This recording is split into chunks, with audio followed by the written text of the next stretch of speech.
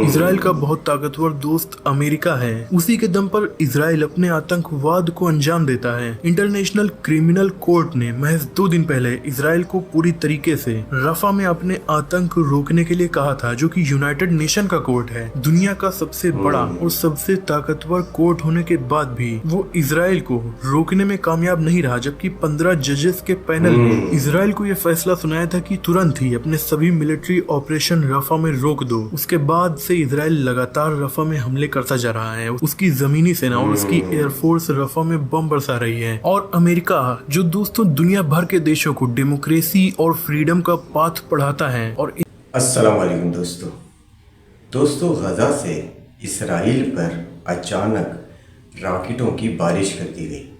अब से सिर्फ 2 दिन पहले अचानक इसराइल पर रॉकेट गिरने लगे और काफ़ी दिनों बाद गजा से इसराइल पर रॉकेट हमले देखने में आए। तल अवीव से रॉकेटों का धुआं और सायरन की आवाज़ें गूंजने लगी। दोस्तों क्या है पूरी सूरत हाल, आइए जानते हैं अल्फ़ा फैक्ट्स की इस वीडियो में। इसके बाद दोस्तों फिर मज़ीद बात करेंगे, आइए देखते हैं। दोस्तों इसराइल 50,000 से ज्यादा फिलिस्तीनियों को मार के ये कह रहा है कि हम सिर्फ हमास को मार रहे हैं क्योंकि वो आतंकवादी हैं, लेकिन रियलिटी कुछ और है। अमेरिका ने एक रिपोर्ट में बताया कि अभी तक इसराइल सिर्फ 30% हमास के सैनिकों को मारने में कामयाब हुआ है, बाकी के 70% अब भी एक्टिव हैं और उससे लड़ रहे हैं। और दोस्तों ये रिपोर्ट अमेरिका ने पब्लिश की है, ये एग्जैक्ट सही है या नहीं, हो सकता है ये उससे भी ज्यादा एक्टिव हो। इसका मतलब ये कि अभी तक इसराइल जितने भी लोगों को मार रहा है वो या तो बेगुनाह औरतें हैं या बच्चे हैं, ना कि हमास के लोग। और ये बात सही कल और परसों साबित हो गई, क्योंकि दोस्तों पिछले 1-2 दिनों में गाजा पट्टी से इसराइल के ऊपर बहुत से रॉकेट्स फायर कर दिए गए और बहुत खतरनाक हमले किए गए, और इसराइल के सैनिकों पर भी बहुत खतरनाक हमले किए गए। गाजा पट्टी से इसराइल के ऊपर काफी दिनों के बाद ये रॉकेट अटैक किया गया। लगभग 4 महीनों के बाद हुए इस रॉकेट अटैक में इसराइल के तेल अवीव शहर के कई इलाकों में धुआं देखा गया और सायरन बजते सुने गए। ये हमला 26 मई को हुआ। ये 26 मई को हुआ हमला काफी ज्यादा बड़ा था। कई महीनों के बाद इसराइल के तेल अवीव में लोग भागते हुए दिखे गए और अपनी बिल्डिंग्स के अंदर मौजूद बंकर्स में शरण लेने लगे। इन मिसाइल्स को गाजा पट्टी में और कहीं से नहीं बल्कि रफा से ही लॉन्च किया गया था, जहां पिछले लगभग 1 महीने से इसराइल की आतंकी सेना हमले कर रही है। जहां इसराइल की सेना मौजूद है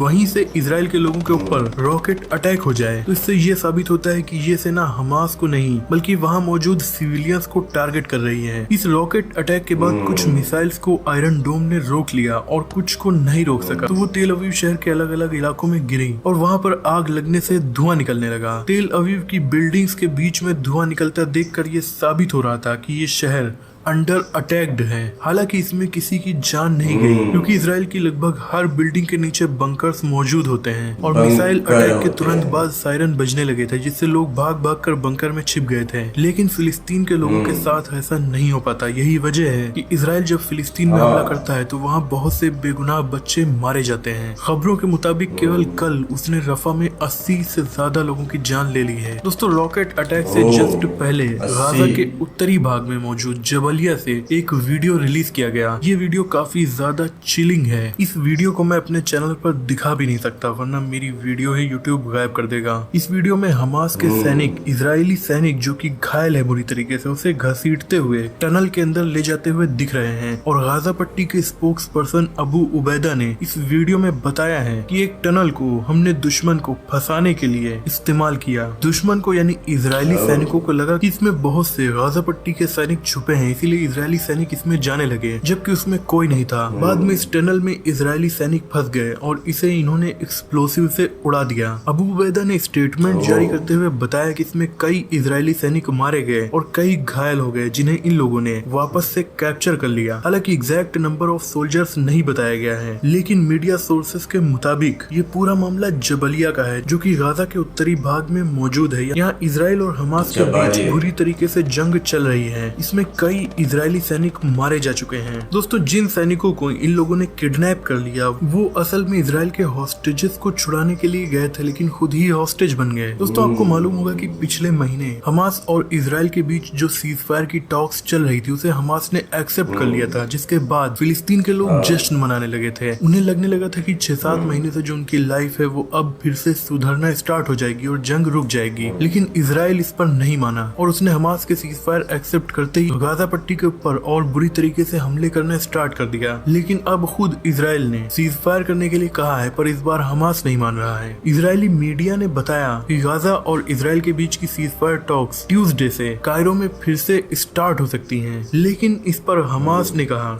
कि अब वो इजराइल से कोई भी निगोशिएशन करना नहीं चाहता है, क्योंकि वो ऑलरेडी सीज फायर को एक्सेप्ट कर चुका है। तो जो सीज फायर उसने एक्सेप्ट किया है वही इजराइल एक्सेप्ट करे, वो कोई नई बात फिर से नहीं करना चाहते हैं। दोस्तों जिस तरह दुनिया के ज्यादातर इलाकों में, दुनिया के ज्यादातर देशों में कोई अमीर किसी क्राइम को करता है, कोई रसूख वाला किसी क्राइम को करता है जिसके पास बहुत बड़ी जान पहचान होती है, तो उसे कोई भी सजा नहीं मिलती, उसके लिए कोई भी रूल नहीं होते। सेम इसी तरह इंटरनेशनल लेवल पर भी है। इंटरनेशनल लेवल पर अगर कोई देश या कोई संस्था बहुत ज्यादा पावरफुल है और उसके बहुत बड़े और ताकतवर देश दोस्त हैं, तो उसके ऊपर अंतर्राष्ट्रीय कानून नहीं लागू होते। जैसे कि इजराइल का बहुत ताकतवर दोस्त अमेरिका है, उसी के दम पर इजराइल अपने आतंकवाद को अंजाम देता है। इंटरनेशनल क्रिमिनल कोर्ट ने महज 2 दिन पहले इजराइल को पूरी तरीके से रफा में अपने आतंक रोकने के लिए कहा था, जो कि यूनाइटेड नेशन का कोर्ट है। दुनिया का सबसे बड़ा और सबसे ताकतवर कोर्ट होने के बाद भी वो इजराइल को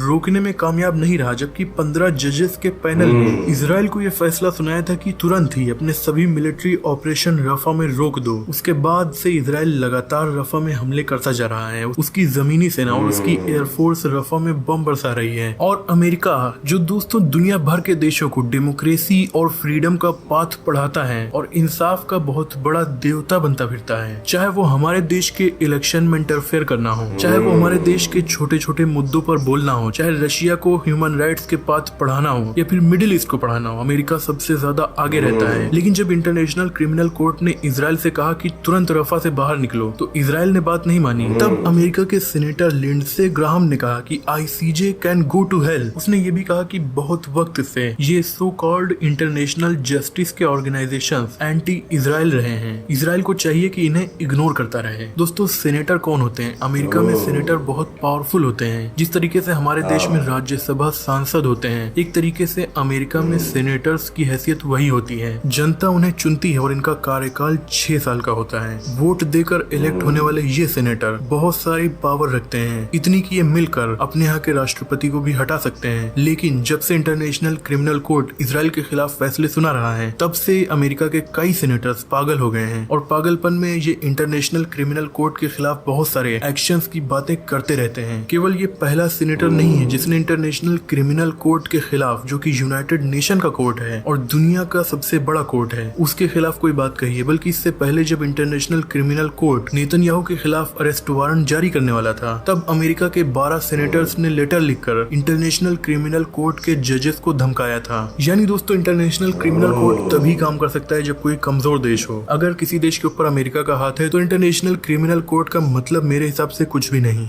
दोस्तों इजराइल से एक और बहुत बड़ी खबर है। इजराइल के सैनिक ने वीडियो जारी करके अपनी ही सरकार के खिलाफ विद्रोह की धमकी दे दी। जी हाँ, वैसे भी इनका इतिहास है, किसी के भी सगे नहीं हो सकते, यहाँ तक कि अपने डिफेंस मिनिस्टर के भी। इजराइल के एक सैनिक ने अपना पूरा मुंह छिपाकर एक वीडियो मैसेज रिलीज किया जो कि हेब्रू भाषा में था। उसने इस मैसेज में अपने डिफेंस मिनिस्टर योआव गैलेंट को धमकी देते हुए कहा कि तुम हमें कमांड नहीं कर सकते और अगर तुम हमें गाजा पट्टी में पूरी तरीके से जीत हासिल करने नहीं दो तो हम और हमारे साथी तुम्हारे खिलाफ बगावत कर देंगे। डिफेंस मिनिस्टर को यानी वो ये धमकी दे रहा था कि हमें ज्यादा रोको टोको और कमांड ना करो, हम जैसे इस जंग को लड़ रहे हैं लड़ने दो। जिसके बाद इजरायली आर्मी ने सर्च ऑपरेशन जारी किया और जिस सैनिक पर इस वीडियो को रिलीज करने का शक था उसे गिरफ्तार कर लिया। कुल मिलाकर दोस्तों इजराइल का अंत बहुत खराब होने वाला है, भले ही वो अब हो या आने वाले कई सालों के बाद हो। तो दोस्तों ये थी पूरी सूरत हाल।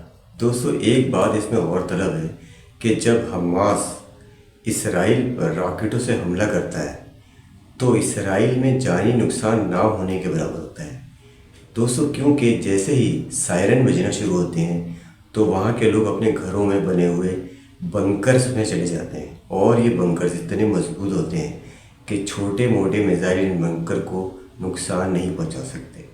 मगर दोस्तों, हर वो इजरायली हमला जो गज़ा में हो या रफ़ा में हो, आम लोग ही मारे जाते हैं और अब तक फ़लस्तीन में हज़ारों मासूम लोगों को इसराइल मार चुका है। मगर हमास के जंगजू फौजी जो मारे गए, इनकी तादाद बहुत ही कम है और हमास ने अब तक गज़ा का कंट्रोल अपने हाथ में अभी तक रखा हुआ है और उसको जाने नहीं दिया। और अब गज़ा में हमास का दबदबा अभी भी कायम है। दोस्तों, ये थी अब तक की सूरत हाल। एक नई रिएक्शन वीडियो के साथ दोस्तों फिर हाजिर होऊंगा। जब तक के लिए इजाज़त दीजिए। अल्लाह हाफिज़।